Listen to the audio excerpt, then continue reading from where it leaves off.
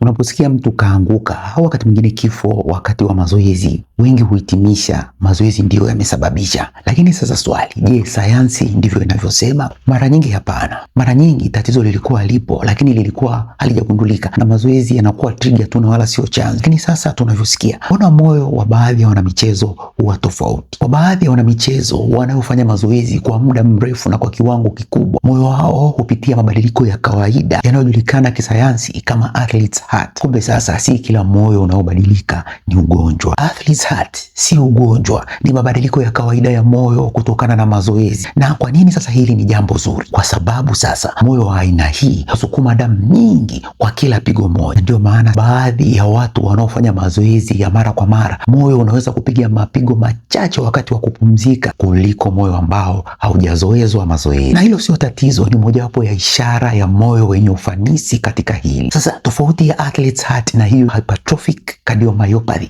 ni ipi? Athlete's heart ni adaptation ya kawaida ya mazoezi, wakati ya hypertrophic cardiomyopathy ni ugonjwa wa moyo, mara nyingi wa kurithi. Na usichanganye vitu hivi viwili. Kama una historia ya vifo vya ghafla kwenye familia, una dalili zinazotia wasiwasi, au unataka kuanza mazoezi makali ambayo hujayazoea ukiwa na umri mkubwa, au una magonjwa yote yaliyopo, ni vizuri kupata ushauri wa daktari. Sasa usiogope mazoezi, bali ogopa taarifa zisizo sahihi.